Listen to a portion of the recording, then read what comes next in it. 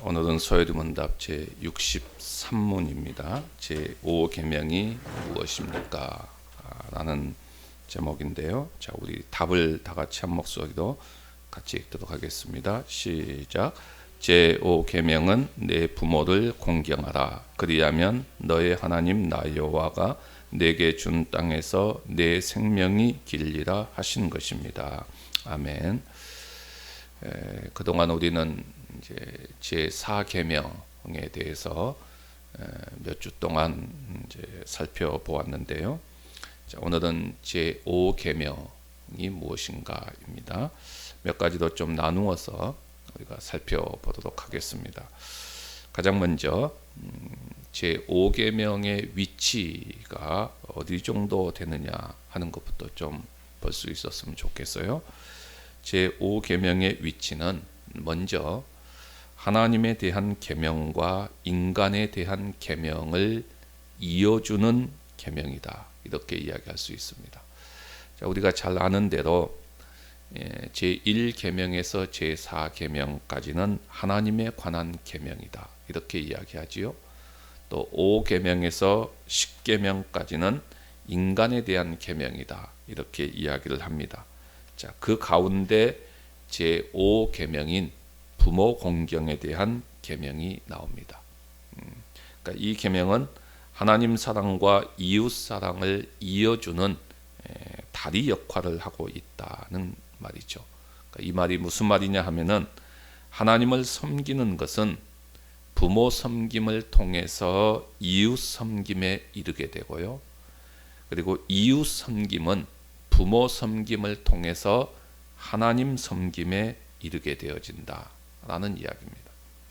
반면에 부모 섬김이라고 하는 다리가 끊어진다면 하나님 섬김과 이웃 섬김이 서로 단절되는 것입니다.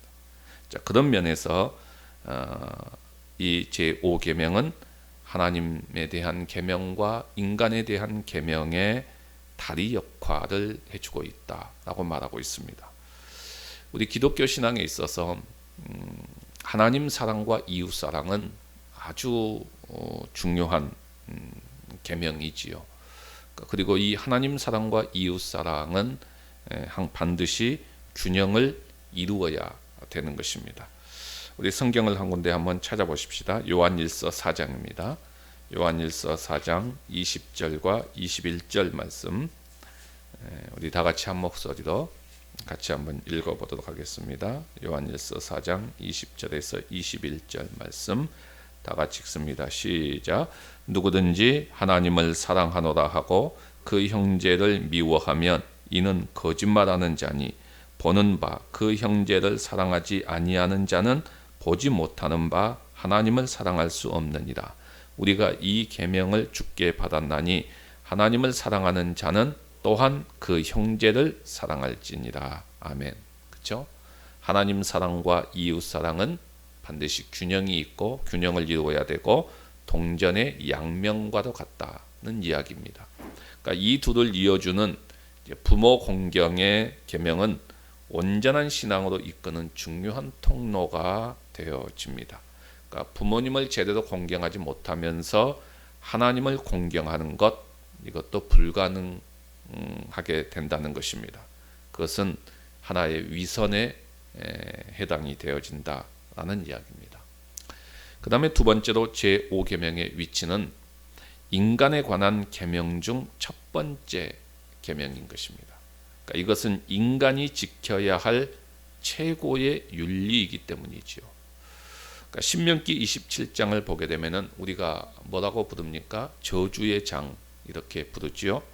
그런데 저주를 받을 행위 중 첫 번째로 언급되는 것이 바로 부모를 향한 잘못된 행실에 대한 이야기를 합니다. 그래서 신명기 27장 16절을 보면은 그의 부모를 경홀히 여기는 자는 저주를 받을 것이라 할 것이요 모든 백성은 아멘 할지니라. 이렇게 말하고 있습니다. 미가서 7장 5절과 6절을 보게 되면은 인간이 당하게 될 최악의 심판이 있는데 그것은 자신의 집안 사람도 믿을 수 없는 상태가 되어질 때 이것이 바로 인간이 받는 죄악의 심판이다라고 이야기합니다. 그러니까 인간이 맺는 신뢰 관계의 가장 기초는 부모와 자식의 관계이지요. 따라서 인간관계 속에서 최우선으로 생각해야 될 것은 자신에게 생명을 주신 부모님과의 관계입니다. 부모님은 자식에게 생명의 창조자이지요. 이 세상에 어느 누구도 갑자기 하늘에서 뚝 떨어진 자는 없습니다. 그래서 독일의 성경신학자 침멀리라고 하는 사람은 제5계명은 자신의 근본을 잊지 말라는 계명이다, 이렇게 해석을 했습니다. 그러니까 모든 생명의 궁극적 근원인 창조주 여호와 하나님이 가장 중요한 존재이기 때문에 제1계명에 나옵니다. 그리고 내 생명의 창조자는 하나님이 부모님을 통해서 내게 생명을 주셨기 때문에 부모를 공경하라는 계명이 윤리적 계명 가운데 첫 번째에 놓이게 됩니다. 따라서 인간관계의 최고 윤리는 부모 공경이다, 이렇게 이야기할 수 있습니다. 자, 이 부분과 관련해서 우리 성경 한 군데 좀 찾아보도록 하겠습니다. 신명기 22장입니다. 신명기 22장 6절에서 7절 말씀까지 우리 한번 같이 읽도록 하겠습니다. 신명기 22장 6절에서 7절 말씀 같이 읽습니다. 시작. 길을 가다가 나무에나 땅에 있는 새의 보금자리에 새 새끼나 알이 있고 어미새가 그의 새끼나 알을 품은 것을 보거든 그 어미새와 새끼를 아울러 취하지 말고 어미는 반드시 놓아줄 것이요 새끼는 취하여도 되나니 그리하면 내가 복을 누리고 장수하리라. 아멘. 예, 길을 가다가 새가 알을 품고 있거나 새끼를 품고 있다면 사람들은 어떻게 하지요? 알도 취하고 새끼도 취하고 어미새도 잡아버립니다. 근데 성경은 어떻게 이야기하지요? 그렇게 하지 말고 알이나 새끼는 취하더라도 어미새는 절대로 취하지 말라라는 이야기를 합니다. 왜 그럴까요? 어미새가 새끼의 생명을 보호하도록 하기 위함입니다. 그러니까 다시 새로운 생명이 태어날 수 있고 그 생명을 어미새가 보호하도록 하는 것이 창조주 하나님의 뜻이지요. 이렇게 하면은 약속한 것이 있지요. 뭐라고 이야기합니까? 내가 복을 누리고 장수하리라. 자, 이 원리가 사람에게도 동일한 원리로 가르쳐 줍니다. 그것이 제5계명입니다. 부모를 통해서 사람의 생명을 보호하도록 하는 것이죠. 낳으시고 기르시는 부모의 사랑과 정성을 귀하게 여기라는 것입니다. 그러니까 부모의 사랑과 정성이 없이는 어느 누구도 이 세상에서 사람 구실을 할 수가 없습니다. 다 크고 나면 자기 혼자 컸다라고 생각할지 모르지만은 어느 누구도 그런 사람은 단 한 명도 없지요. 한 생명으로 태어나서 한 사회인으로 서는 것은 부모님의 돌보심과 사랑 때문인 것입니다. 물론 모든 생명의 궁극적인 원인이 창조주 하나님이시지만은 하나님께서 부모를 통해서 이 일을 하도록 하십니다. 부모에게 사랑하고 보호하는 본능을 심어주셔서 이 일을 감당하도록 하셨습니다. 그래서 하나님은 우리에게 이런 부모를 귀하게 여겨서 부모를 공경하라라고 하십니다. 두 번째로 생각할 것은 부모 공경이라고 하는 것이 도대체 무엇인가 하는 것이죠. 자, 공경하다라고 하는 히브리어는 카벳이라고 하는 단어입니다. 이 의미는 가볍게 여기지 말고 무시하지 말고 존중하라는 뜻입니다. 여기에서 파생되는 단어가 있는데 카본이라고 하는 단어입니다. 이것은 무겁다라는 뜻입니다. 그러니까 누구에게 무게를 둔다는 의미입니다. 누구를 중요한 분으로 대한다라는 의미입니다. 그러니까 내 부모를 공경하라 할 때는 부모를 가볍게 여기지 말고 무겁게 여기라. 부모님을 중요한 분으로 대하고 존중하라 라는 의미입니다. 이 부모 공경에 대해서 보게 되면은 10계명에 나오는 출애굽기에 나오는 10계명과 에베소서에서 나오고 있는 계명의 약간의 차이점이 있지요. 어떤 차이점이 있습니까? 주 안에서라고 하는 단어입니다. 그러니까 출애굽기 구약 성경에는 주 안에서라는 단어가 없지요.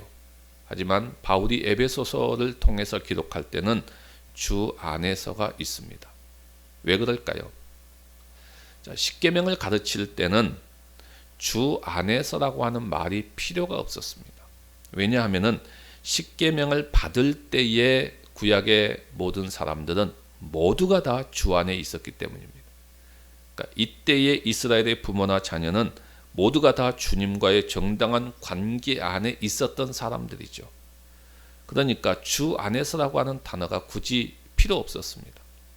그런데 신약 성경에서 바울 사도가 십계명을 가르칠 때는 주 안에서라고 하는 말을 가르칩니다. 왜냐하면은 신약 시대의 자녀들은 부모의 신앙을 따라서 다 사는 것이 아니기 때문입니다. 믿지 않는 가정에서 예수를 믿고 나오는 자들도 굉장히 많지요.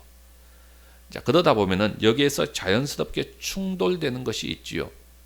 부모의 훈계와 하나님의 말씀 사이에서 충돌이 일어날 수밖에 없습니다. 이럴 때 어떻게 해야 되느냐? 그래서 주 안에서가 필요한 것이죠. 이러한 상황 속에서는 하나님의 말씀에 순종하는 것이 우선시 되어야 한다는 것이죠. 그리고 동시에 부모들을 잘 설득할 수 있는 지혜도 필요하겠지요. 자, 그러면 세 번째로 생각할 것은 어떻게 부모를 공경할 것이냐입니다. 두 가지의 요소가 좀 포함되어 있는데요. 먼저 첫 번째는 잠언 1장 7절에서 9절 말씀입니다. 우리 한번 찾아보도록 하겠습니다. 잠언 1장 7절에서 9절 말씀입니다.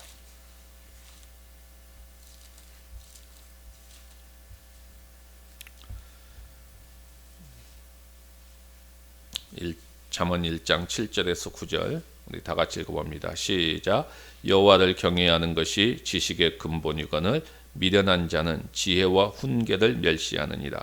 내 아들아, 내 아비의 훈계를 들으며 내 어미의 법을 떠나지 말라.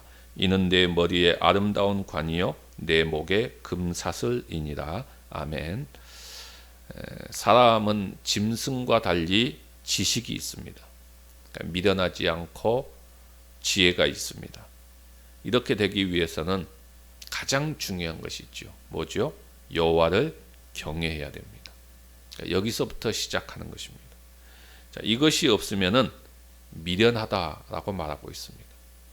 근데 이 미련하다라고 하는 의미는 단순히 보통 사람들이 이야기할 때 영리하지 않고 미련하다 이 정도의 의미가 아닙니다. 이 의미는 사람 축에 낄 수 없다는 의미입니다. 사람 축에 낄 수 없다는 것입니다. 그런 다음에 뭐라고 말하죠? 내 아들아, 내 아버지의 훈계를 들으며 내 어머니의 법을 떠나지 말라. 이렇게 말합니다. 그러니까 부모를 공경한다라고 했을 때 그 첫 번째 요소는 뭐냐?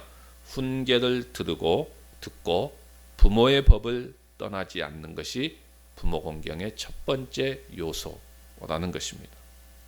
그 다음에 두 번째 요소가 신약 성경에 나오는데 자, 마태복음 15장입니다. 마태복음 15장 1절에서부터 6절 말씀까지 우리 한번 찾아보도록 하겠습니다. 마태복음 15장 1절에서부터 6절 말씀까지 우리 다 같이 한 목소리 읽습니다. 시작. 그때의 바리새인과 서기관들이 예루살렘으로부터 예수께 나와 이르되 당신의 제자들이 어찌하여 장로들의 전통을 범하나이까?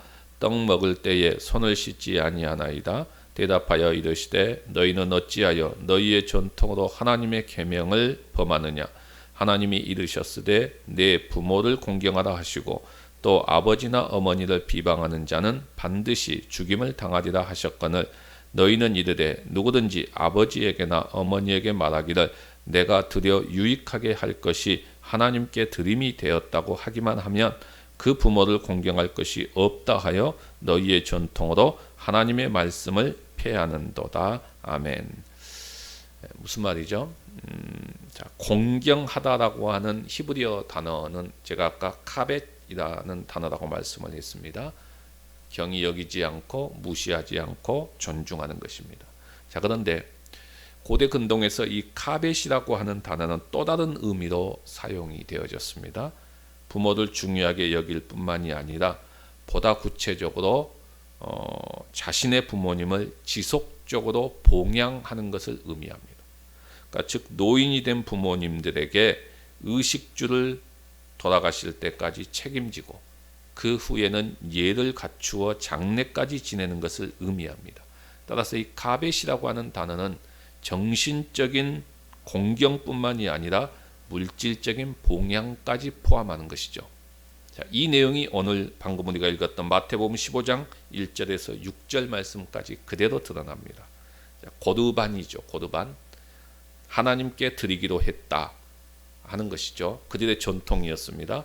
그러면 다른 데 쓰지 않아도 된다는 것입니다. 근데 실제로는 하나님께 드리지는 않지요.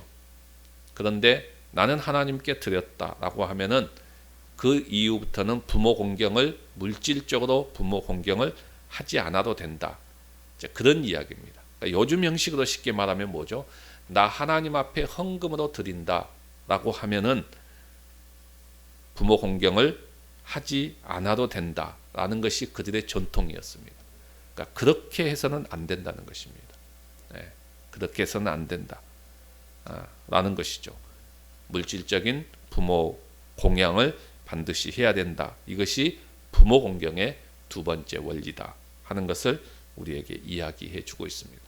따라서 부모 공경이라고 하는 것은 부모의 훈계와 법을 잘 따르고 지키는 어떤 그런 정신적인 그런 공경뿐만이 아니라 또 물질적인 공경, 여기까지 다 포함하는 것이 부모 공경에 담겨 있는 의미다는 것입니다. 자, 마지막 네 번째로 생각할 것은 그러면 이 제5계명을 어겼을 때 어떤 형벌을 받게 되어지느냐 하는 것이죠. 자, 우리가 부모 공경하면은 이제 뭐 아이들이나 혹은 미성년자들이 부모를 공경하는 것으로 이제 이해할 수 있습니다. 그러나 지금 성경에서 말하고 있는 부모 공경은 장성한 자녀들입니다. 이제 더 이상 부모의 통제를 받지 않을 뿐만이 아니라 부모를 능가하는 자녀들이죠. 이제 다 성인이 되어서 어쩌면 부모를 하찮게 여길 수 있고 짐스러운 존재로 여길 수 있는 자녀들을 염두에 둔 계명이라는 것입니다. 그런데 안타깝게도 구약 성경에는 노부모에 대한 이런 부정적인 행동들을 매우 자세하게 열거하고 있습니다. 부모를 구타하고 저주하고 멸시하고 조롱하고 착취하고 억압하고 심지어는 쫓아내는 행위입니다. 그래서 십계명을 비롯한 구약의 모든 법전들은 부모님을 적절하게 돌보지 않는 행위에 대해서 사형에 해당하는 죄로 엄하게 다루고 있는 것을 보게 됩니다. 출애굽기 21장 15절에 보면은 자기 아버지나 어머니를 치는 자는 반드시 죽일지니라 라고 말합니다. 여기서 부모를 치다, 부모를 때리다 라고 하는 이 단어, 낙하라 라고 하는 이 동사는 내가 때렸는데 죽음에 이르지는 않았습니다. 때리기는 때렸지만은 그 구타로 말미암아 죽지는 않았어요. 이런 경우를 말합니다. 그런데 이 치다라는 말이 12절에 또 나옵니다. 그때는 때렸는데 죽었습니다. 그러면 어떻게 합니까? 사형입니다. 그러니까 때렸는데 죽지 않았다.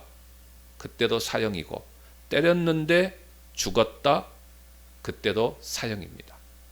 사형죄로 엄하게 다뤘던 것이죠. 더 나아가서 레위기 20장 9절에 보면은 만일 누구든지 자기의 아버지나 어머니를 저주하는 자는 반드시 죽일지니 이렇게 이야기합니다. 그러니까 부모에 대해서 하찮게 여기고 저주하는 자도 사형에 처해졌다는 것이죠. 그러니까 이처럼 부모에 대한 죄는 엄히 다스렸던 것을 우리는 보게 되어집니다. 이제 그 이외의 내용들에 대해서는 이 제5계명에 대한 또 내용들은 계속해서 63문, 65문, 66문에서 계속해서 다루고 있기 때문에 이제 그때 가서 그 질문에 적합하게 우리가 계속해서 살펴보도록 하고 오늘은 여기까지 하도록 하겠습니다. 부모공경을 통해서 우리의 모든 삶이 복된 삶이 되시기를 간절히 바랍니다. 이제 오늘